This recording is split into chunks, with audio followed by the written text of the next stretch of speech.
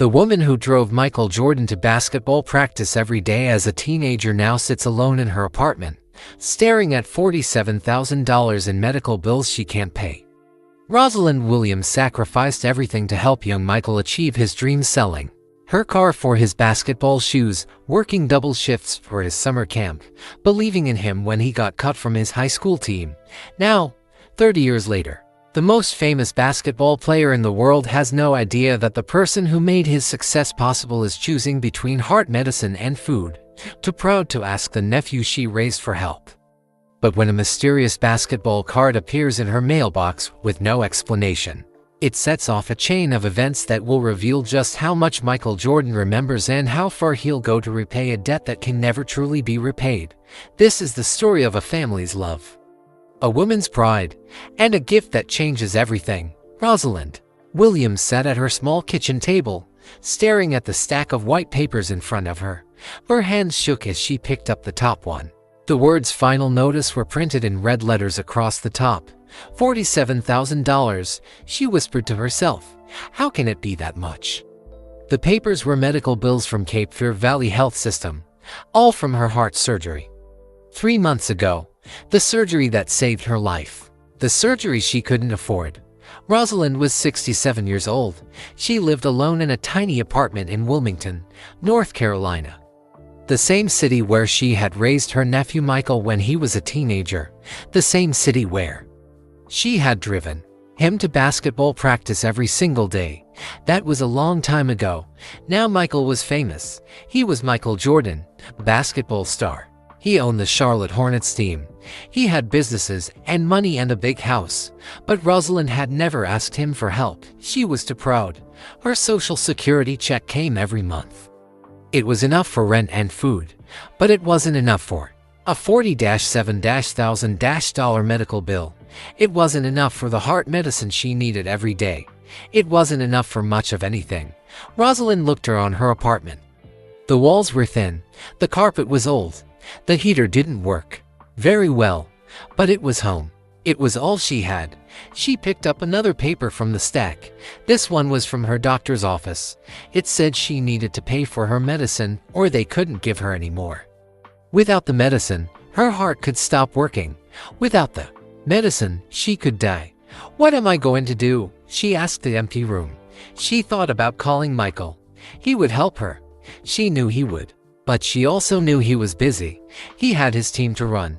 He had his children to take care of. He had his own life to live. Besides, she had already given him so much when he was young. She had used her grocery money to buy him basketball shoes. She had worked extra hours to pay for his summer camp. She had driven him everywhere, even when she was tired from working all day.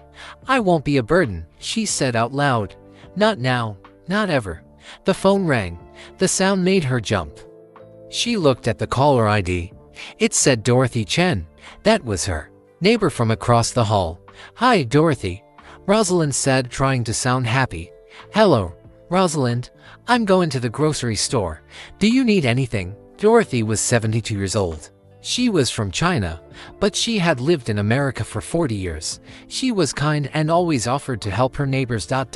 No, thank you, Rosalind said. I'm fine. But she wasn't fine. She had eaten soup for dinner 3 nights in a row. She had soup for lunch too. It was all she could afford. Are you sure? Dorothy asked. I don't mind picking up a few things for you. I'm sure. Thank you for asking. Rosalind hung up the phone. She felt bad about lying to Dorothy, but she couldn't tell her the truth. She couldn't tell anyone the truth.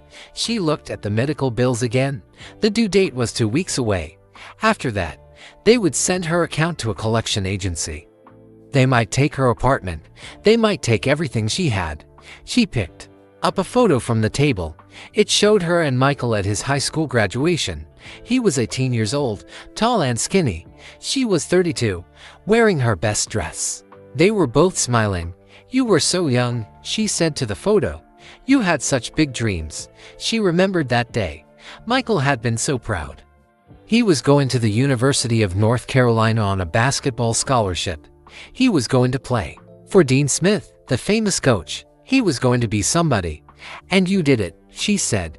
You became everything you wanted to be. But she also remembered the hard times. The times when Michael was scared. The times when he wanted to quit. The times when he cried because other kids said he wasn't good enough. She was the one who told him to keep trying. She was the one who drove him to practice when he didn't want to go. She was the one who believed in him when nobody else did. Good enough is not enough, she had told him. You have to be better than good enough. You have to be the best you can be. Now she was the one who wasn't good enough. She wasn't good enough to pay her bills. She wasn't good enough to take care of herself. She wasn't good enough to solve her own problems. The phone rang again. This time it was a number she didn't know. Hello, she said. Double quotes, Mrs. Williams. This is Dr. Patricia Moss from the cardiology office. We need to talk about your payment plan. Rosalind's heart started beating fast. What about it? You haven't made a payment in 2 months. We need to set up a new plan. Or we'll have to stop your treatment. I don't have the money right now. Mrs. Williams, you need this medicine. Without it, you could have another heart attack. Rosalind knew that. She knew she needed the medicine. But she also knew she couldn't pay for it. Can I call you back? She asked. Double quotes, Mrs. Williams. We really need to. Rosalind hung up the phone. She couldn't listen anymore. She couldn't think about it anymore. She walked to her bedroom and lay down on the bed. She pulled a blanket over her head and closed her eyes. Maybe if she slept, the problems would go away. Maybe if she slept, she would wake up and everything would be different. But when she woke up an hour later, the bills were still on the kitchen table. The phone was still ringing with calls from doctors and hospitals. The problems were still there. She walked to the mailbox to get her mail. There were more bills inside. But there was also something else, a white envelope with her name on it. There was no return address, no stamp. Someone had put it in her mailbox by hand. Rosalind opened the envelope. Inside was a single basketball card. She recognized it immediately. It was Michael's rookie card from 1986, his first year in the NBA. The card was worth a lot of money, but there was no note, no explanation, no message at all. Who would send me this? She wondered. She looked around the parking lot. Nobody was there. She looked at the envelope again. Just her name written in black ink. She took the card inside and put it on the kitchen table next to the medical bills. She stared at it for a long time. Young Michael smiled back at her from the card. He was wearing his Chicago Bulls uniform. He looked so happy, so full of hope. What does this mean? She asked the card, but the card didn't answer. It just sat there, a mystery in the middle of her troubles. Rosalind made herself a cup of tea and sat down at the table. She looked at the medical bills. She looked at the basketball card. She looked at the photo of her and Michael at graduation. Something's going to happen, she said to herself. I can feel it. She didn't know what. She didn't know when. But she knew that the basketball card meant something. Someone was trying to tell her something. Someone knew about her problems. But who? Outside, the sun was setting.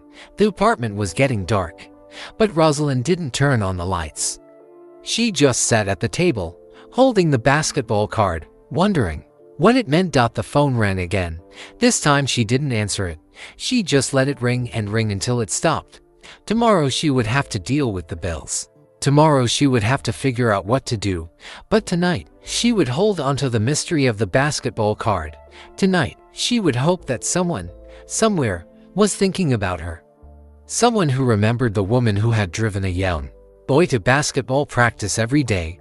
Someone who remembered the woman who had believed in him when nobody else did. Someone who might just save her life.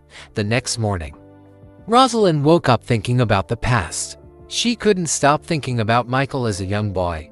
She couldn't stop thinking about how everything started. It was 1977. Michael was 14 years old. His father, James Jordan Sr., got a new job that made him travel a lot.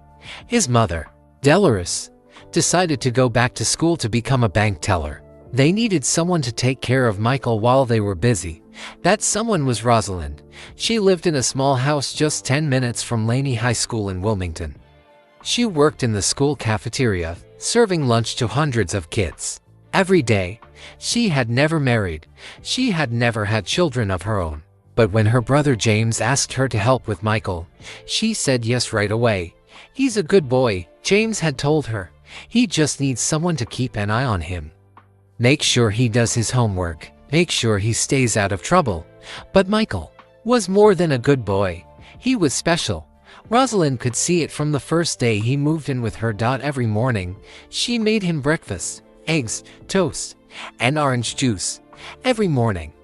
He said thank you, Aunt Ross, and gave her a hug before school. Every afternoon, she picked him up from basketball practice, even when she was tired from working all day. Even when her feet hurt from standing in the cafeteria for 8 hours. Even when it was raining or cold or dark. Michael was quiet in those days. He wasn't the confident man he would become. He was just a tall, skinny kid who loved basketball more than anything else in the world. But loving basketball and being good at basketball were two different things. In the fall of 1978, Michael tried out for the varsity basketball team at Laney High School. He practiced for weeks. He ran every morning. He shot baskets every afternoon. He dreamed about wearing the team uniform. But when the list was posted, Michael's name wasn't on it. He had been cut from the team. Rosalind found him that night sitting on her front porch, crying. "Aunt Ross," he said, "maybe I'm not good enough. Maybe I should quit." Rosalind sat down next to him. She put her arm around his shoulders. "Child," she said, "good enough is not enough. You have to be better than good enough. You have to be the best you can be. But what if I can't be the best? Then you keep trying until you can. You don't quit. You never quit." That night, Michael made a decision. He would play on the junior varsity team. He would practice harder than anyone else. He would prove that the coaches were wrong. And Rosalind would help him. Every day that summer, she drove him to the school gym. Every day, she waited in the car while he practiced. Every day, she brought him water and a snack when he was done. When his basketball shoes fell apart, she bought him new ones. She used money from her grocery budget. That week, they ate soup and crackers for dinner. But Michael had new shoes. When the coach said Michael needed to go to basketball camp, Rosalind found a way to pay for it. She worked extra shifts in the cafeteria. She cleaned houses on weekends. She did whatever it took. "Aunt Ross, you don't have to do all this for me," Michael said one day. "Yes, I do," she replied, "because I believe in you. And when you believe in someone, you do whatever it takes to help them succeed." Michael made the varsity team the next year. Then he got a scholarship to the University of North Carolina. Then he was drafted by the Chicago Bulls. Then he became the most famous basketball player in the world. But through all of it, Rosalind was there. At his high school games, at his college graduation, at his first NBA game. Always in the background, always proud, always supporting him. Now, in 2024, Rosalind sat in her small apartment looking at old photos. There was Michael with his first trophy. There was Michael at his high school graduation.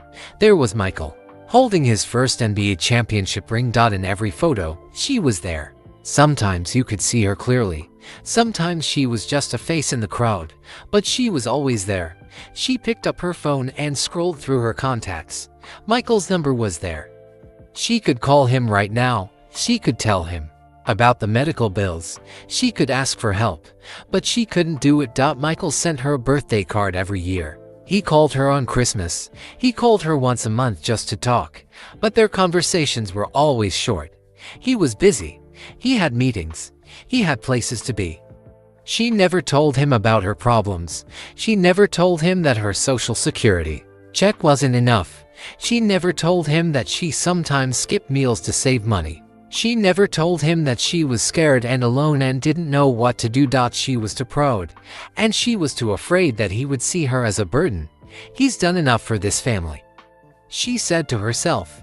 He doesn't need to worry about me, too. But as she looked at the photos, she remembered something Michael had said to her years ago.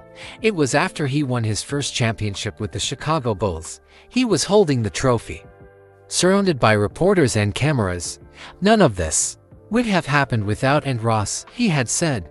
She's the one who drove me to practice every day. She's the one who believed in me when I didn't believe in myself. She's the one who taught me to never give up. At the time, Rosalind had been embarrassed by all the attention. She didn't want to be on TV. She didn't want people talking about her. She just wanted to be proud of her nephew. But now, sitting in her apartment with a stack of medical bills, she wondered if Michael really meant what he said. Did he really think she was important? Did he really remember everything she had done for him? Or was it just something nice to say for the cameras? Her phone rang. It was Dr. Patricia Moss again. "Mrs. Williams, we really need to talk about your payment plan." This time, Rosalind didn't hang up. "Doctor, I don't have the money. I can't pay for the medicine. I can't pay for anything. Mrs. Williams, without this medicine, you could have another heart attack. You could die. I know that. But I can't pay for something I don't have money for." There was silence on the phone. Then Dr. Moss said something that surprised Rosalind. "Mrs. Williams, do you have any family? Anyone who could help you?" Rosalind thought about Michael. She thought about his success, his money, his big house in Chicago. "No," she said, "I don't have anyone." After she hung up, Rosalind felt terrible about lying. But it wasn't really a lie, was it? Yes, she had family, but she couldn't ask them for help. She wouldn't ask them for help. She picked up the basketball card again. Michael's young face smiled at her from the card. He looked so hopeful, so full of dreams. "Who sent you to me?" she asked the card. And why? Outside her window, she could see kids playing basketball in the parking lot. They reminded her of Michael at that age, full of energy, full of hope, full of dreams they thought would never come true. But sometimes dreams do come true. Sometimes that tall, skinny kid becomes the greatest basketball player who ever lived. Sometimes the woman who believed in him gets forgotten. Rosalind put the card down and walked to her bedroom. She opened her closet and pulled out a box. Inside were more photos, more memories, more pieces of the past. There was a letter Michael had written to her from college. "Dear Aunt Ross, thank you for everything you've done for me. I will never forget you." There was a program from his first NBA game. He had written on it, "To Aunt Ross, the best aunt in the world." There were newspaper clippings from his championship wins. In one of them, he was quoted as saying, "My Aunt Rosalind taught me that success isn't about giving up when things get hard. It's about working harder when everyone else thinks you should quit." As she read these old memories, Rosalind felt a mix of pride and sadness. Pride because she had helped create something beautiful. Sadness because that beautiful thing seemed so far away now. She put the box away and went back to the kitchen. The medical bills were still there. The basketball card was still there. The problems were still there. But now she felt something else. A small spark of hope. Maybe someone did remember her. Maybe someone did care. Maybe the person who sent the basketball card was trying to tell her something. Maybe she wasn't as forgotten as she thought. 200 miles away in Charlotte, North Carolina, Michael Jordan sat in his office at the Charlotte Hornets arena. He was looking at papers about the team, but his mind was somewhere else. He was thinking about his last phone call with Aunt Ross. Something had been wrong. He could hear it in her voice. She sounded tired, more tired than usual. And when he asked how she was doing, she paused too long before saying fine. Michael knew that pause. He had heard it before when he was young and worried about something. It was the pause people make when they want to tell the truth but can't. "Marcus," he called to his assistant. "Come in here." Marcus Thompson walked into the office. He was 35 years old and had worked for Michael for 5 years. He was smart, loyal, and good at solving problems. "What can I do for you, Mr. Jordan?" "I need you to drive to Wilmington. I need you to check on my Aunt Rosalind. Is everything okay?" "I don't know. That's what I need you to find out. But don't tell her I sent you. Just say you were in the neighborhood and wanted to visit." Marcus had met Rosalind before. Michael talked about her all the time. He called her one of the most important people in his life. Marcus knew she had helped raise Michael when he was young. "What should I look for?" Marcus asked. "I don't know exactly. Just to see if she's okay. Really okay. Not just what she says, but what you can see." An hour later, Marcus was driving down Highway 74 toward Wilmington.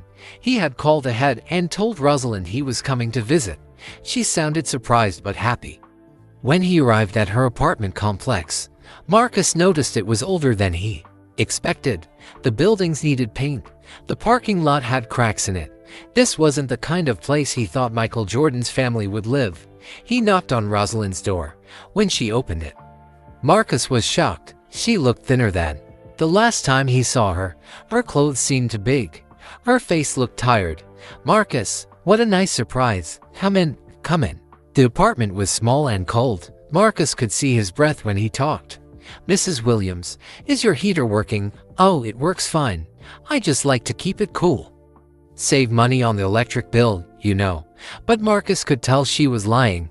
It was 50 degrees outside. No one would keep their house this cold on purpose.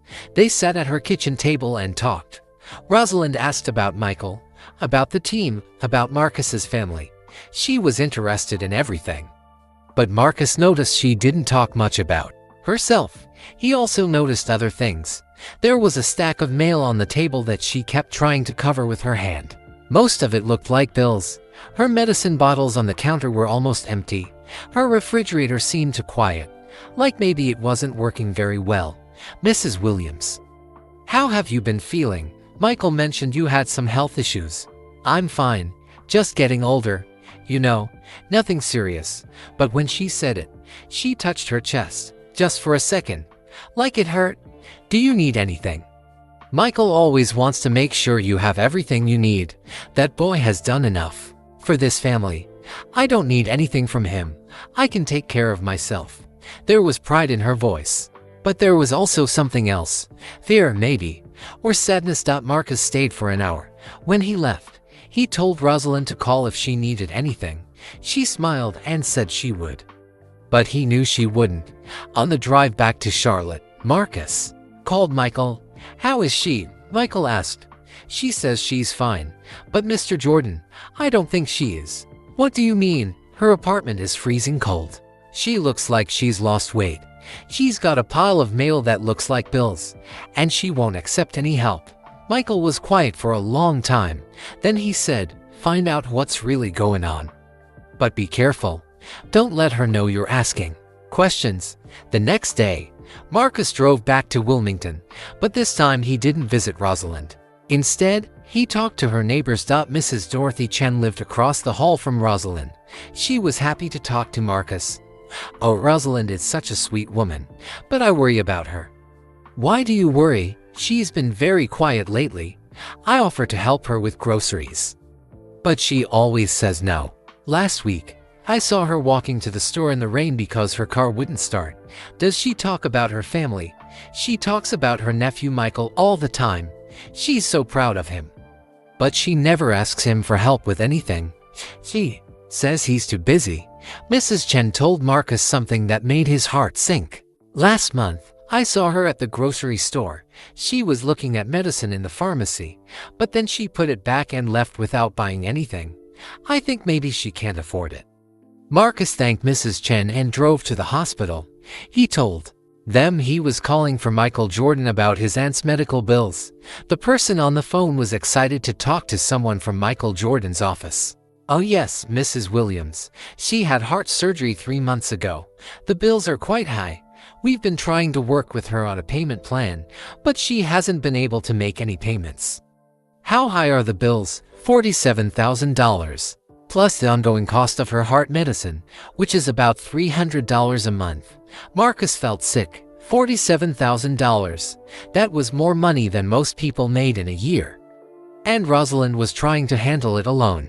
As she applied for any financial assistance programs, we offered to help her apply, but she said she could handle it herself. She seemed too proud to accept help. After he hung up, Marcus sat in his car in the hospital parking lot. He thought about Rosalind, alone in her cold apartment. Choosing between food and medicine, he thought about Michael, who had more money than he could ever spend, not knowing that the woman who raised him was struggling. But then Marcus realized something strange. Someone else had been asking questions about Rosalind. Actually, the hospital worker had said, "You're the second person to call about Mrs. Williams this week." Someone else called asking about her bills too. Who was it? They didn't give their name, just said they were family and wanted to know about her situation. Marcus was confused. Who else would be asking about Rosalind? Michael had other family members. But why would they call the hospital? He drove to Rosalind's doctor's office. Dr. Patricia Moss agreed to talk to him. Double quotes, Mrs. Williams is in a very difficult situation.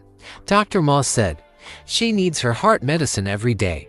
Without it, she could have another heart attack. But she can't afford it. Has anyone else asked about her situation? Yes, actually, someone came to the office last week. A man. He said he was her nephew and wanted to know about her condition. He was very concerned about her. What did he look like? Tall. Military bearing. He said his name was James. Marcus knew that name. James Jordan Jr. was Michael's older brother. He was in the army. But why would he be asking about Rosalind without telling Michael? Marcus called Michael from his car. Mr. Jordan, I found out what's wrong. Your aunt has $47,000 in medical bills from heart surgery. She can't afford her medicine. She's choosing between food and her medication. Michael was quiet for a long time. When he spoke, his voice was angry. Why didn't she tell me? She's too proud. She doesn't want to be a burden. A burden? She raised me. She sacrificed everything for me. How could she think she'd be a burden? There's something else. Someone else has been asking questions about her. Someone named James. James, my brother James. The doctor said he came to her office last week. He said he was her nephew and wanted to know about her condition. Michael was confused. James didn't tell me he was checking on Aunt Ross. Why would he do that without telling me? I don't know, but it seems like more than one person is worried about her. After Marcus hung up, he sat in his car thinking. Someone had sent Rosalind that basketball card. Someone else was asking questions about her medical bills. Someone was investigating her situation. But who and why were they doing it in secret? Marcus drove back to Rosalind's apartment complex. He parked across the street and watched. He wanted to see if anyone else was checking on her. After an hour, a car pulled into the parking lot. A tall man in military uniform got out. He walked to Rosalind's building and went inside. Marcus took a photo of the man's license plate and ran it through a database. The car was registered to James Jordan Jr., stationed at Fort Liberty in North Carolina. So Michael's brother was visiting Rosalind. But he wasn't telling Michael about it. Marcus called Michael again. Your brother is at your aunt's apartment right now, but he never told you he was checking on her. No, he didn't. What's going on? Marcus, why is everyone keeping secrets? I don't know, but I think we need to find out. Marcus waited in his car until James came out of the building. James looked worried. He got in his car and drove away quickly. Something was happening. Multiple people were concerned about Rosalind. Multiple people were investigating her situation. But none of them were talking to each other. Marcus had one more idea. He called the sports memorabilia shop in Charlotte where the basketball card might have come from. Yes. Someone bought a 1986 Michael Jordan rookie card last week. The shop owner said, paid cash, asked specifically for a card that would be meaningful to Michael Jordan's family. What did the person look like? I'm not sure. They wore sunglasses and a hat, but they knew a lot about Michael Jordan's family. They asked about his aunt specifically. Marcus hung up and stared at his notes. Someone was trying to help Rosalind. Someone who knew about her situation. Someone who cared enough to send her Michael's rookie card as a message. But who and what were they planning to do? Marcus called Michael one more time. Mr. Jordan, something bigger is going on here. Your aunt is in trouble, but she's not alone. Someone else is trying to help her. The question is, who? That evening, Michael sat in his office staring at his phone. He had been thinking about Marcus's words all day. Someone else was trying to help Aunt Ross. But who? He thought about his brother James. Why would James visit Aunt Ross without telling him? They talked every week. James always told him everything. Michael picked up his phone and called James's number. Hey, little brother. James answered. What's going on, James? I need to ask you something. Have you been to see Aunt Ross lately? There was silence on the phone. Michael could hear James breathing, but he wasn't saying anything. James, yeah, I've been to see her. Why didn't you tell me? Because she made me promise not to. Michael felt confused and hurt. What do you mean, Mike? Can I come see you? This isn't something we should talk about on the phone. 2 hours later, James Jordan Jr. was sitting in Michael's office. He was 47 years old, tall like Michael, but more serious. He had been in the Army for 25 years. He was a sergeant major stationed at Fort Liberty, about an hour from Wilmington. I was visiting Aunt Ross 2 weeks ago, James said. Just a regular visit, but I noticed something was wrong. What kind of wrong? She looked thin. Her apartment was cold. And when I went to get her a glass of water, I saw her medicine bottles were almost empty. James told Michael what happened next. He had asked Aunt Ross about her medicine. At first, she said everything was fine, but when he kept asking, she started crying. She broke down and told me everything, James said. The heart surgery, the bills, the medicine she can't afford. She told me she was choosing between food and her medication. Michael felt angry and sad at the same time. Why didn't she tell me? That's what I asked her. You know what she said? What? She said, Michael has done enough for this family. He has his own problems. The team, his businesses, his kids. I won't be a burden. Michael put his head in his hands. She could never be a burden. She raised me. She sacrificed everything for me. I know that. You know that. But she doesn't know that. James explained that he had tried to give Aunt Ross money that day. He offered to pay her medical bills, but she refused. She got upset with me, James said. She said she didn't want charity from anyone. She said she would figure it out herself, but she can't figure it out herself. She doesn't have enough money. I know. That's why I made her promise not to tell you about our conversation. Michael looked confused. Why would you do that? Because I knew you'd want to help her right away. You'd want to pay all her bills and fix everything. But she's too proud for that. She'd say no. And then she'd be embarrassed that you knew about her problems. James was right. Michael would have wanted to fix everything immediately. That's how he solved problems. He threw money at them until they went away. So what did you do? I started investigating. I went to her doctor. I went to the hospital. I found out exactly how much money she needs. How much? $47,000 for the surgery bills, $300 a month for medicine, plus she needs a new car because hers is breaking down. And her apartment needs repairs. Michael was quiet for a moment. Then he said, that's not very much money. For you, it's not much money. For her, it's everything. James pulled out a folder from his briefcase. I've been working on a plan. A way to help her without hurting her pride. He showed Michael papers from the hospital, from her doctor, from her bank. He had been investigating Aunt Ross's situation for 2 weeks. I was going to call you after I figured everything out, James said. I wanted to have a complete plan before we talked. What kind of plan? She needs help. But she needs to feel like she's earning it. She needs to feel valuable, not like charity. Michael understood. Aunt Ross had always been independent. She had always taken care of herself. She wouldn't accept help unless she felt like she deserved it. So what do we do? I have some ideas. But first, I need to tell you something else. James looked uncomfortable. Someone else has been asking questions about Aunt Ross. What do you mean? When I went to the hospital, they told me someone else had called asking about her bills. When I went to her doctor's office, they said someone else had been there asking about her condition. Who? They wouldn't tell me, but they said it was someone claiming to be family. Michael thought about this. Could it be someone from Mom and Dad's side of the family? I don't think so. This person knew details about Aunt Ross's relationship with you.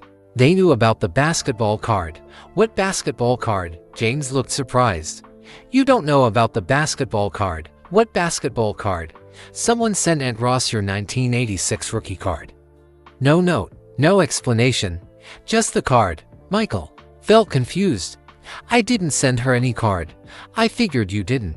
That's another mystery we need to solve. James showed Michael more papers. He had been to the sports memorabilia shop where the card was purchased. He had talked to Aunt Ross's neighbors. He had done a complete investigation. Whoever sent that card knows about Aunt Ross's situation.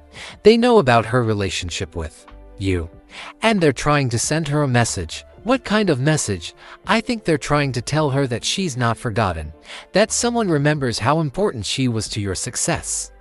Michael thought about all the times he had talked publicly about Aunt Ross, in interviews, in speeches, in documentaries. He always mentioned her. He always said she was one of the most important people in his life. Maybe it's someone who heard me talk about her, Michael said. Maybe. But who would care enough to get involved? James had one more piece of information. I talked to the neighbors. Mrs. Chen, the lady across the hall, said someone else has been asking questions about Aunt Ross. What kind of questions? About her health, about her family, about whether she needs help. But this person was careful not to give their name. Michael was starting to understand. Multiple people were investigating Aunt Ross's situation. His brother James was one of them. His assistant Marcus was another. But there was at least one more person they didn't know about. James, do you think this other person is trying to help her too? I think so. The basketball card seems like a way of saying you're not forgotten, and asking questions about her health seems like someone who cares. But why do it in secret? Maybe for the same reason I'm doing it in secret. Maybe they know she's too proud to accept help directly. Michael stood up and walked to his window. He could see the Charlotte Hornets arena from his office. He thought about all the games he had played, all the championships he had won, all the success he had achieved. None of it would have happened without Aunt Ross. James, I need to help her. I don't care about her pride. I don't care if she gets mad at me. She's family. I know, but we have to be smart about it. We have to find a way that lets her keep her dignity. What do you suggest? James opened his folder again. I have some ideas. But first, we need to figure out who else is trying to help her. We need to know if we're working with them or against them. How do we do that? We watch. You wait. We see who shows up. Michael didn't like waiting. He wanted to act now. He wanted to pay all of Aunt Ross's bills today. He wanted to buy her new car tomorrow. He wanted to fix everything immediately. But James was right. They needed to be careful. They needed to think about Aunt Ross's feelings, not just her problems. There's one more thing, James said. I think we should tell the rest of the family. Mom and Dad should know what's going on. Do you think they'll want to help? Of course they will. Aunt Ross helped raise you. She's part of this family. We take care of family. Michael nodded. Okay, but we still need to figure out who else is investigating her situation. This mystery person might be an ally, or they might be someone with bad intentions. How do we find out? We do what you suggested. We watch and wait, and we see who shows up next. As James left that evening, Michael sat alone in his office thinking. Aunt Ross was in trouble. His family was rallying to help her, but there was still someone else out there. Someone who cared enough to send her a basketball card and ask questions about her health. Who was this person? And what did they want? Michael had a feeling he was about to find out. Michael couldn't sleep that night. He kept thinking about Aunt Ross sitting alone in her cold apartment, counting pills, choosing between food and medicine. He kept thinking about all the years she had taken care of him, and how he had failed to take care of her. At 6 in the morning, he called James. I have an idea, Michael said without saying hello. It's 6 in the morning, Mike. I know what time it is. Listen to me. I want to create a story, something that will let Aunt Ross accept help without feeling like charity. James was quiet for a moment. What kind of story? A basketball memorabilia auction. I'll tell her I'm selling some of my old stuff, and the money is going to people who helped me during my career. That's not a bad idea, but it has to sound real. It will sound real because part of it will be real. I'll actually auction some things, but I'll make sure the money goes to people like Aunt Ross. Michael explained his plan. He would tell Aunt Ross that he was having an auction of basketball items from his career. Jerseys, shoes, trophies, personal items. He would say the money was going to a list of people who had helped him become successful. She'll be on the list, Michael said, along with coaches, teammates, families, people from North Carolina. It won't seem like charity. It will seem like saying thank you. How much money are you talking about? Michael had been thinking about this. $50,000 for her. Mike, that might be too much. She'll know something's up. It's not too much for what she did for me. She gave me 3 years of her life. She used her own money to help me succeed. $50,000 is nothing compared to what she gave me. James thought about it. Okay, but you have to sell it right. You have to make her believe it's real. It will be real. I'll actually have an auction. I'll actually sell things. But I'll make sure she gets what she needs. That afternoon, Michael called Aunt Ross. Aunt Ross, I have some news to share with you. What kind of news, Michael? I'm having an auction. Some of my old basketball stuff, jerseys, shoes, trophies from my playing days. Why are you selling your things? Because I want to do something special. The money from the auction is going to people who helped me when I was young. People who made my career possible. That sounds wonderful, Michael. Who's on your list? Well, you are. There was silence on the phone. Then Rosalind said, Michael, I don't need any money. This isn't about need. This is about saying thank you. You drove me to practice for 3 years. You fed me, housed me, supported me. You believed in me when nobody else did. Michael, I was just doing what family does. And now I'm doing what family does. I'm saying thank you. Michael could hear Aunt Ross crying softly on the phone. How much money are we talking about? She asked. $50,000. Aunt Ross gasped. Michael, that's too much. I can't accept that. You have to accept it. It's already decided. Auction is next week. The money will be in your account by Friday. Michael, I don't deserve this. You deserve more than this. You deserve everything I have. You made me who I am. After he hung up, Michael felt better than he had in days. But he still had work to do. He needed to make the auction story believable. And he needed to figure out who else was trying to help. Aunt Ross thought he called Ahmad Rashad, his old friend who worked in sports memorabilia. Ahmad, I need your help with something. Anything for you, Mike. What do you need? I want to have a real auction. Basketball items from my career, but I want it to be small, private, just enough to make a story believable. Ahmad was confused. What kind of story? Michael explained about Aunt Ross, about her medical bills, about her pride. Ahmad understood immediately. I can set up a private auction, Ahmad said. We'll get some serious collectors. They'll pay good money for your stuff. Perfect.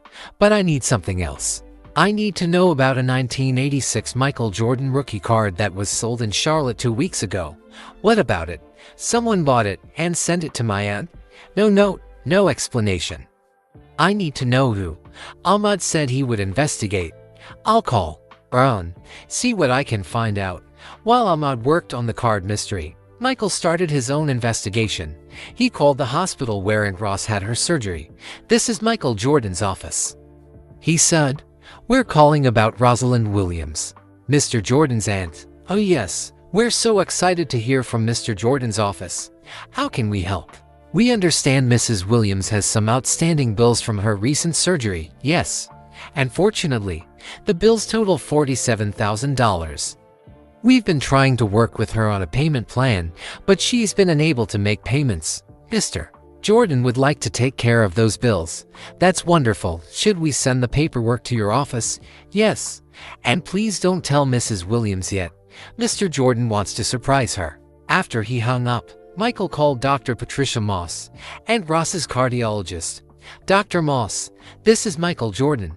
I'm calling about my aunt, Rosalind Williams. Dr. Moss was surprised and excited. Mr. Jordan, I'm a huge fan. Your aunt is such a sweet woman. I understand she needs expensive heart medicine. Yes, she does. About $300 a month for the rest of her life. Without it, she could have another heart attack. I'd like to set up a trust fund to pay for her medicine permanently. That would be wonderful. She's been trying to stretch her pills to make them last longer. It's very dangerous. Michael felt sick hearing that. Aunt Ross was risking her life to save money. I'll have my lawyer set up the trust fund today. Please don't tell her yet. Of course not. Michael spent the rest of the day making arrangements. He paid all of Aunt Ross's medical bills. He set up a trust fund for her medicine. He arranged for a grocery delivery service to bring food to her apartment every week. He hired a cleaning service to come twice a week. But he did it all secretly. He didn't want Aunt Ross to know how much he was really doing. That evening, Ahmad called back. I found out about the basketball card, Ahmad said. What? Did you learn? It was bought at Sports Legends in Charlotte. The person paid cash, wore sunglasses and a hat, but the shop owner remembered something interesting. What? The buyer asked specifically for a card that would be meaningful to Michael Jordan's family. Hey. Knew about your aunt. They knew about her relationship with you. Did they give a name? No. But they left something behind. What? They dropped a business card. The shop owner found it after they left. Michael felt excited. What kind of business card? It's from a law firm in Charlotte, Davidson, Morrison, and Associates. Michael wrote down the name. I'll check it out. There's something else, Mike. The person asked about your aunt specifically. They wanted to know if she had any connection to your early career. What did the shop owner tell them? He told them about the stories you've shared in interviews, about how she drove you to practice, how she supported you when you were young. After Ahmad hung up, Michael sat in his office thinking. Someone from a law firm had bought the basketball card. Someone who knew about Aunt Ross's importance to his career. Someone who cared enough to send her a message. But who and why? Michael looked up Davidson, Morrison, and Associates online. It was a family law firm that specialized in wills, estates, and family matters, but none of the names looked familiar to him. He decided to call them Davidson, Morrison, and Associates. Receptionist answered, "This is Michael Jordan. Someone from your firm may have been asking questions about my aunt, Rosalind Williams." "My goodness, Mr. Jordan, let me transfer you to Mr. Davidson." A few minutes later, an older man came on the phone. "Mr. Jordan, this is Robert Davidson. I'm honored to speak with you. Mr. Davidson, someone from your firm bought a basketball card and sent it to my aunt. I'd like to know who and why." "I'm sorry, Mr. Jordan, but I don't know anything about a basketball card." "Are you sure the business card was from our firm? The shop owner found your business card after someone bought my rookie card. That's very strange. None of our lawyers have mentioned anything about this." Michael was confused. "Could someone have used your business card without your knowledge?" "I suppose it's possible. But why would they do that? I don't know. But someone is trying to help my aunt, and I need to find out who." Mr. Davidson promised to ask his staff about the basketball card, but Michael had a feeling the trail would lead nowhere. Someone was being very careful to stay hidden. Someone who knew about Aunt Ross, who cared about her situation, but who didn't want to be identified. Michael hung up the phone and looked at his calendar. The fake auction was scheduled for next week. Aunt Ross would get her money, her bills would be paid, her medicine would be covered, but the mystery of who else was trying to help her remained unsolved, and Michael had a feeling that mystery was about to become very important. 3 days before the fake auction, Rosalind was sitting in her apartment trying to understand what was happening to her life. Everything seemed to be changing, but she didn't know why. Yesterday, her medicine bottles had been mysteriously refilled. She hadn't ordered new medicine. She hadn't paid for new medicine. But when she opened her mailbox, there was a package from the pharmacy with a full month's supply. This morning, a grocery delivery truck had arrived at her door. The driver said the groceries were already paid for and would be delivered every week. When Rosalind said there must be a mistake, the driver showed her a receipt with her name and address. And last night, 2 women had knocked on her door saying they were from a cleaning service. They said they were scheduled to clean her apartment twice a week. When Rosalind said she hadn't hired them, they showed her a work order with her address. "Someone is taking care of you, Mrs. Williams," one of the women had said. "Someone who cares about you very much." Rosalind was confused and worried. Who was doing all this, and why? She thought about the basketball card that had started everything.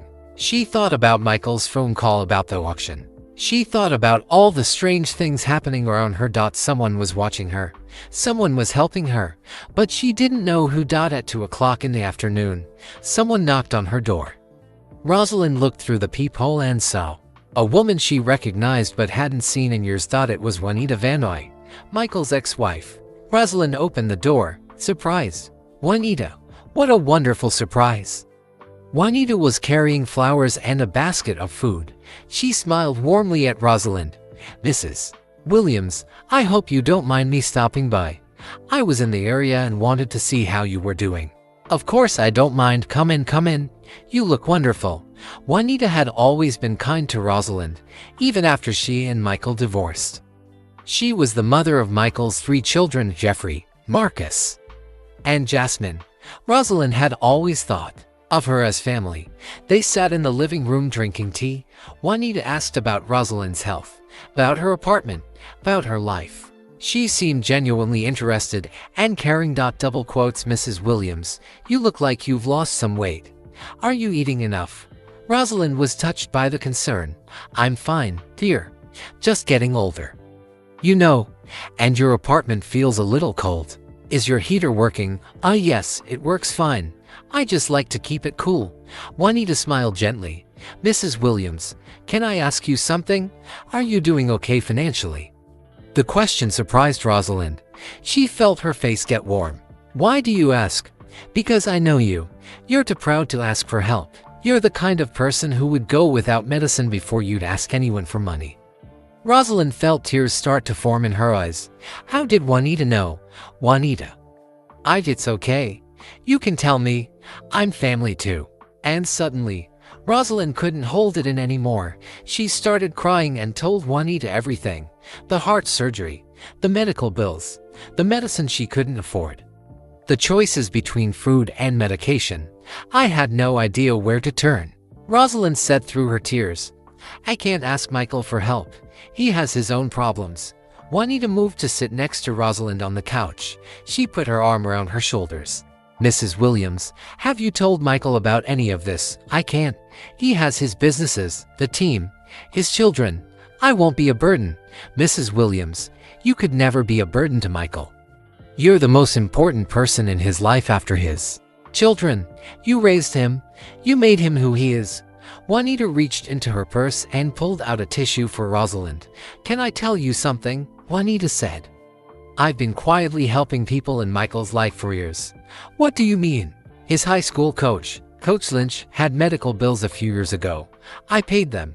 Rosalind looked surprised. You did? Michael's old teammate from North Carolina, James Worthy. His mother needed help with her house repairs. I took care of it. Why would you do that? Because these people are important to Michael. And because I know it's what Michael would want me to do, even if he doesn't know I'm doing it. Juanita explained that she had been watching out for people in Michael's life since their divorce. She had money from their settlement, and she wanted to use it to help people who had helped Michael. I do it because I know these people are important to him, Juanita said, and because helping them is a way of showing love for Michael and our children. Rosalind was amazed. You've been doing this for years? Yes. And Mrs. Williams, you're the most important person on that list. I am. Michael talks about you all the time. When he's with the kids, he tells them stories about you. He tells them about the woman who drove him to practice every day, the woman who believed in him when nobody else did. He does, all the time. He says you're the reason he never gave up on basketball. He says you taught him that love means showing up every day, even when it's hard. Rosalind felt a warmth in her heart that she hadn't felt in months. Michael still talked about her. He still remembered what she had done for him. Juanita, are you the one who's been helping me? The medicine, the groceries, the cleaning service? Juanita smiled. Some of it, yes, but not all of it. What do you mean? Someone else has been asking questions about you too. Someone else cares about your situation. Who? I don't know for sure, but someone sent you a basketball card, didn't they? Rosalind nodded. Michael's rookie card, but there was no note. That wasn't me, but I think I know what it means. What? It means you're not forgotten. It means someone remembers how important you were to Michael's success. It means someone wants you to know that you matter. Juanita stood up and walked to the window. She looked out at the parking lot. Mrs. Williams, can I ask you something else? Do you remember when Michael won his first championship with the Bulls? Of course. 1991. I was so proud. Do you remember what he said in the interview after the game? Rosalind thought for a moment. He said a lot of things. He said, none of this would have happened without Aunt Ross. She's the one who drove me to practice every day. She's the one who believed in me when I didn't believe in myself. I remember that. Mrs. Williams, he meant every word. You're not just his aunt. You're his hero. Juanita sat back down next to Rosalind. I need to tell you something. Michael doesn't know I'm here today, but I think he suspects that someone is helping you. Why do you think that? Because he's been asking questions too. His assistant called the hospital. Someone from his office has been to your doctor. He knows something is wrong. Rosalind felt scared. I don't want him to know about my problems. Why not? Because I don't want him to feel obligated to help me. I don't want him to feel guilty. Juanita took Rosalind's hands in hers. Mrs. Williams, Michael doesn't help people because he feels obligated. He helps people because he loves them. And he loves you more than almost anyone in the world. But he has so many other responsibilities. Yes, he does. But you're not a responsibility. Your family.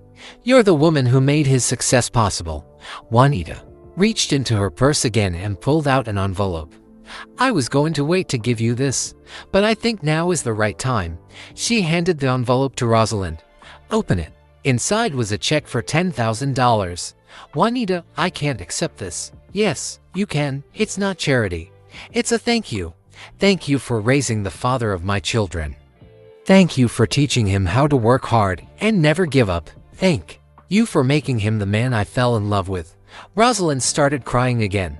Juanita, this is too much. It's not enough. Nothing could ever be enough to repay what you did for Michael. But it's a start. They sat together for a while, holding hands, not saying anything. Finally, Juanita spoke. Mrs. Williams, I think Michael is going to contact you soon about your situation. When he does, please don't push him away. Let him help you. Let him show you how much you mean to him. How do you know he's going to contact me? Because I know Michael. He won't let someone he loves struggle alone, especially not you. After Juanita left, Rosalind sat in her living room holding the check. She felt overwhelmed by everything that was happening. Michael's ex-wife had been secretly helping people in his life for years. Someone had sent her mysterious basketball card. Michael was planning an auction that would give her money. And now she knew that Michael still talked about her. He still remembered what she had done for him. He still thought she was important. For the first time in months, Rosalind felt like she wasn't alone. She felt like people cared about her. She felt like she mattered, but she also felt confused.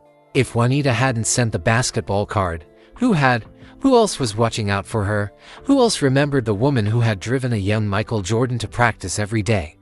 The day of the fake auction arrived.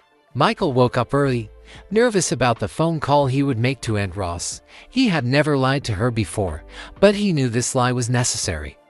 It was the only way to help her while letting her keep her pride. At 10 o'clock in the morning, he called her. Aunt Ross, I have great news about the auction. How did it go, Michael? It was amazing. People really wanted my stuff. They paid much more than I expected. Michael could hear the excitement in her voice. That's wonderful. So proud of you for doing this. The money is being transferred to your account right now. $50,000. Michael, I still don't feel right about this. There's something else, Aunt Ross. Someone at the auction wanted to meet you. Meet me? Who? Someone who bid on one of my jerseys specifically because they heard your story. My story. About how you helped me when I was young. About how you sacrificed for me. About how you never asked for anything in return. Michael paused. This was the moment he had been planning for days. This person wants to visit you today. They want to thank you personally. Michael, I don't understand. Who is this person? Someone very special to me. Someone who wants to show you how much your sacrifices meant. When are they coming? In about an hour. After he hung up, Michael felt nervous and excited. He had rented a car so Aunt Ross wouldn't recognize his usual vehicle. He had asked Marcus to wait nearby in case he needed help. Everything was ready. An hour later, Michael stood outside Aunt Ross's apartment door. His heart was beating fast. He knocked softly. Coming, he heard her call from inside. When the door opened, Rosalind saw Michael standing there with a huge smile on his face. Surprise, he said. Rosalind's hands flew to her mouth. She started crying immediately. Michael, what are you doing here? I came to see you. I came to thank you. I came to tell you something very important. She threw her arms around him and hugged him tight. "Oh, Michael, I can't believe you're here." They went inside and sat in her living room, the same living room where he used to do his homework after basketball practice 30 years ago. "And Ross, I need to tell you something. There was no auction." "What? I made it up." "There was no auction, no bidders, no jersey sale." Rosalind looked confused and hurt. "Michael, why would you lie to me?" "Because I knew you wouldn't accept help any other way. Because I know you too well. You're too proud to take charity, even from me." "Michael, you didn't have to lie to me." "Yes, I did. Because I love you too much to let you struggle alone." Michael pulled out a folder from his briefcase. "And Ross, I know about everything. The heart surgery, the medical bills, the medicine you can't afford, the choices you've been making between food and medication." Rosalind felt embarrassed and scared. "How do you know about that?" "Because people who love you have been watching out for you. James has been checking on you. My assistant Marcus has been investigating. Juanita has been helping you. You know about all of that." "I know about all of it. And I know why you didn't tell me."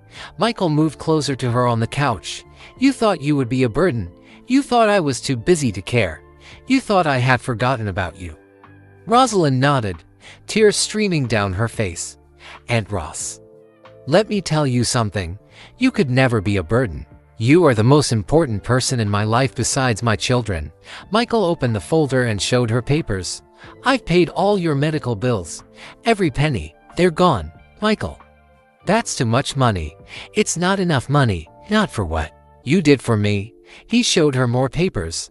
"I've set up a trust fund to pay for your heart medicine for the rest of your life. You'll never have to choose between medicine and food again." "Michael, I don't deserve this. You deserve everything. You gave me everything when I had nothing." Michael pulled out a photo. It was the two of them at his high school graduation. She was wearing her best dress, and he was wearing his cap and gown. "I keep this picture in my office in Charlotte. When people ask me about my success, I tell them about you. You do. I tell them about the woman who drove me to practice every day for 3 years. The woman who used her grocery money to buy me basketball shoes. The woman who worked double shifts to pay for my basketball camp." Michael's voice got emotional. "I tell them about the woman who told me that good enough is not enough. The woman who taught me to never give up. The woman who believed in me when I didn't believe in myself." Rosalind was crying hard now. "Michael, I just did what anyone would do." "No, you didn't. You did what love looks like. You showed me that. Success isn't about money or fame. Success is about how you treat the people who need you." Michael stood up and walked to the window. He looked out at the parking lot where kids were playing basketball. "Do you see those kids playing basketball?" "Yes. They remind me of myself at that age, full of dreams but scared they'll never come true." He turned back to face her. "You made my dreams come true. Not because you gave me talent. Because you gave me something more important. You gave me love that never quit." Michael sat back down and took her hands. "And Ross, I have one more surprise for you." "Michael, you've done too much already. This isn't about money. This is about family." He pulled out his phone and called someone. "You can come up now," he said. A few minutes later, there was a knock at the door. Michael opened it, and 3 young adults walked in. "And Ross, I want you to meet my children." Jeffrey Jordan, 28 years old, walked in first. Then Marcus Jordan, 26. Then Jasmine Jordan, 24. Rosalind had seen them in pictures, but she had never spent real time with them. "We've heard so much about you," Jasmine said, giving Rosalind a hug. "Dad talks about you all the time," Marcus added. "He says you're the reason he never gave up," Jeffrey said. The 4 of them sat down around Rosalind. Michael's children had brought flowers and gifts. "Daddy told us about how you took care of him when he was young," Jasmine said. "He told us about the time you sold your car to pay for his basketball camp," Marcus said. "He told us about all the times you drove him to practice, even when you were tired from work," Jeffrey said. Michael smiled at his children, then looked at Rosalind. "I wanted them to meet you. I wanted them to know the woman who made their father who he is." Rosalind looked at these 3 successful young adults. Jeffrey was a businessman. Marcus was finishing medical school. Jasmine was a lawyer. Your father was special even as a teenager, she told them. Not because he was tall or athletic. Because he never gave up. Because he always tried to be better today than he was yesterday. They spent the afternoon sharing stories. Michael told his children about his fears as a young man, about the times he wanted to quit, about how Aunt Ross always encouraged him to keep trying. Rosalind told the children about their father's kindness as a teenager, how he always helped her with groceries, how he never complained about anything, how he worked harder than anyone else she had ever seen. As the sun began to set, Michael made one final announcement. Aunt Ross, I have something to tell you. I'm building a community center here in Wilmington, a community center for kids who love basketball but need help achieving their dreams, kids like I was. That sounds wonderful, Michael. I want to name it after you, the Rosalind Williams Community Center. Rosalind gasped. Michael, you can't do that. Yes, I can. And I want you to be the director. He handed her a contract. The salary is $60,000 a year. Your job would be to help kids the way you help me, to drive them to practice when they need rides, to believe in them when nobody else does, to teach them that good enough is not enough. Rosalind read the contract through her tears. It was more money than she had ever made in her life. Michael, I don't know what to say. Say yes. Say you'll help other kids the way you help me. I accept, she said, tears streaming down her face. As they prepared to leave, Michael had one last thing to show her. He pulled out the basketball card. Her basketball card, the 1986 rookie card that had started this whole mystery. And Ross, do you want to know who sent you this card? Yes. I've been wondering about that. Michael smiled. I did. You did. I sent it to you 2 weeks ago. I wanted you to know that you weren't forgotten. I wanted you to remember that you were part of my success from the very beginning. But why didn't you sign it? Why didn't you include a note? Because I wanted you to wonder. I wanted you to think about all the people who might remember you. I wanted you to realize that you mattered to more people than you knew. Rosalind held the card and looked at young Michael's face. You were trying to tell me something. I was trying to tell you that the woman who drove me to practice every day would never be forgotten. That the woman who believed in me when nobody else did would always be my hero. Michael hugged her one more time. And Ross, you're not just my aunt. You're the reason I became who I am. You're the person I think about when I need to be brave. You're the person I want to be like when I grow up. As Michael and his children left that evening, Rosalind sat in her living room holding the basketball card. But now she wasn't confused anymore. Now she understood. The card wasn't from a stranger. It was from the boy she had driven to practice every day. It was from the young man she had believed in when he didn't believe in himself. It was from Michael, telling her that some things never change, that love never forgets, that the woman who had given him everything would always have everything she needed. 3 weeks later, Rosalind Williams stood in front of a mirror in her new bedroom, getting ready for the most important day of her life. Today was the groundbreaking ceremony for the Rosalind Williams Community Center. She could barely believe how much her life had changed. The medical bills were gone.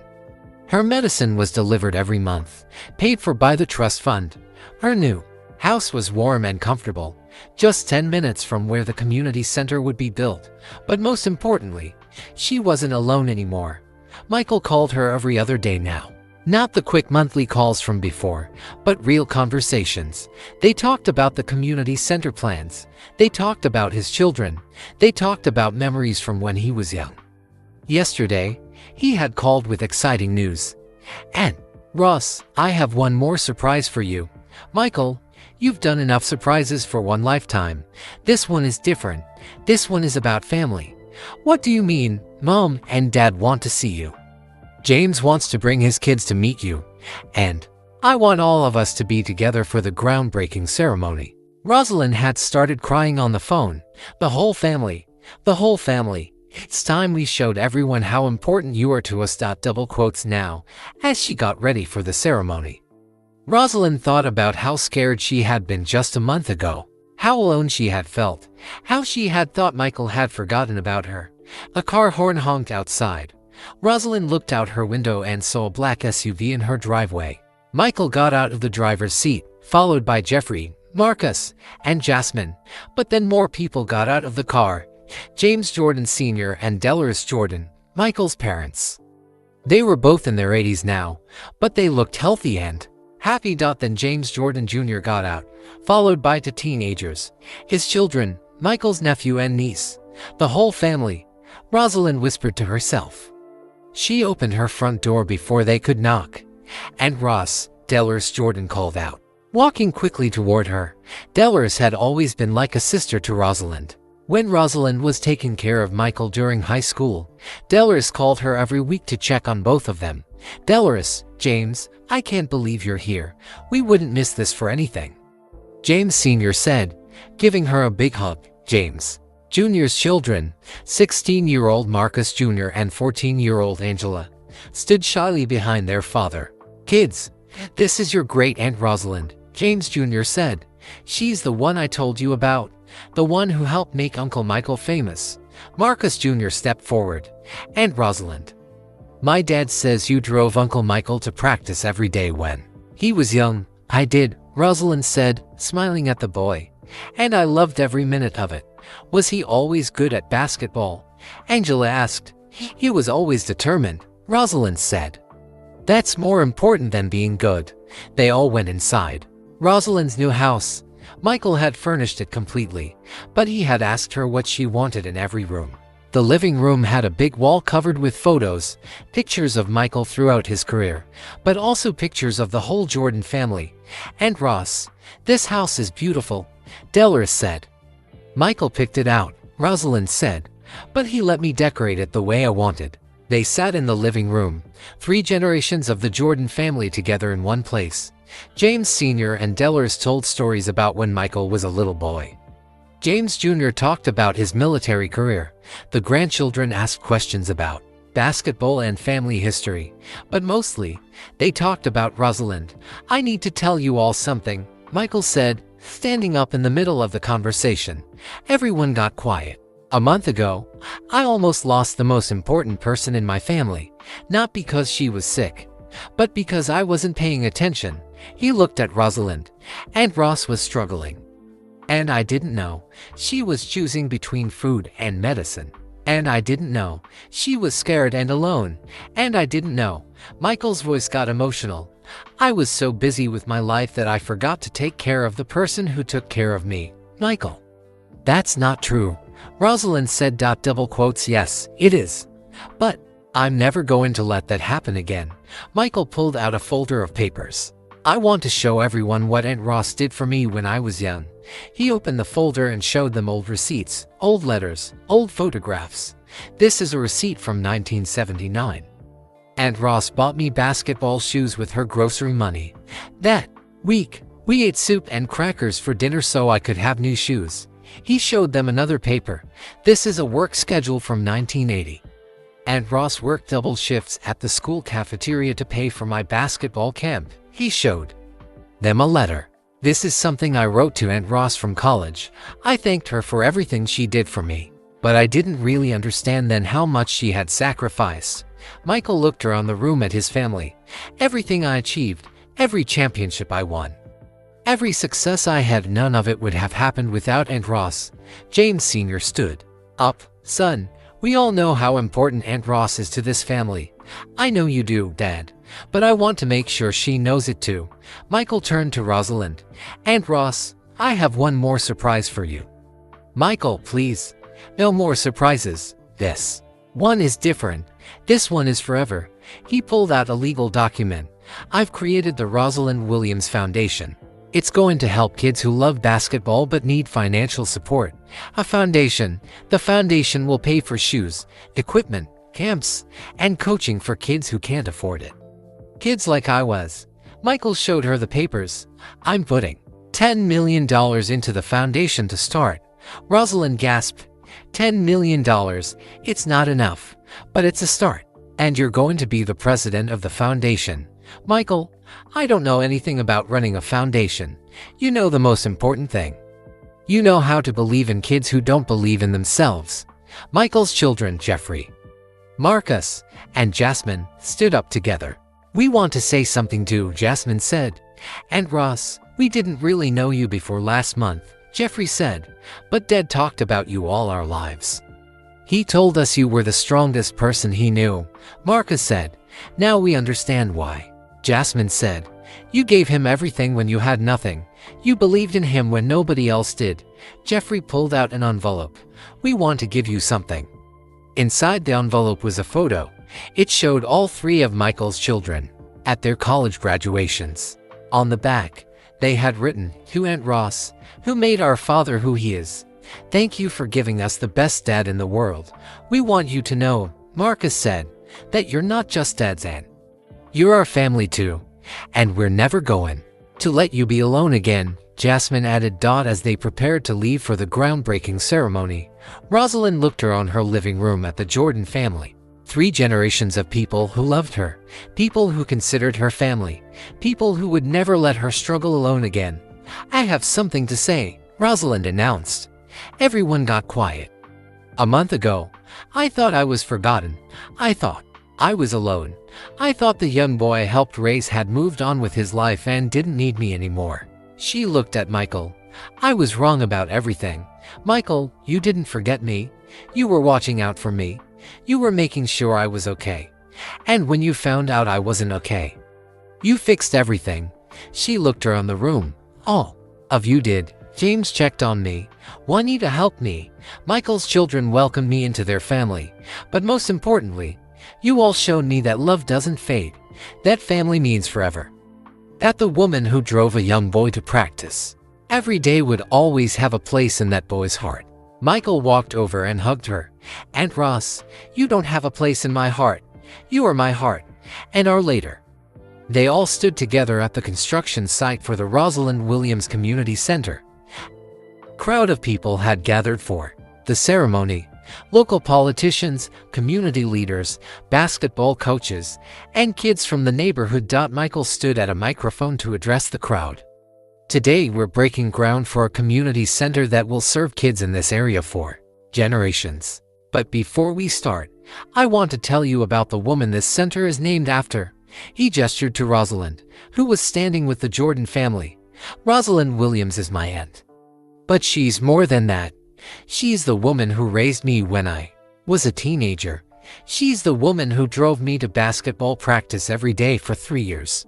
The crowd applauded. "She used her grocery money to buy me basketball shoes. She worked double shifts to pay for my basketball camp. She believed in me when I got cut from my high school team."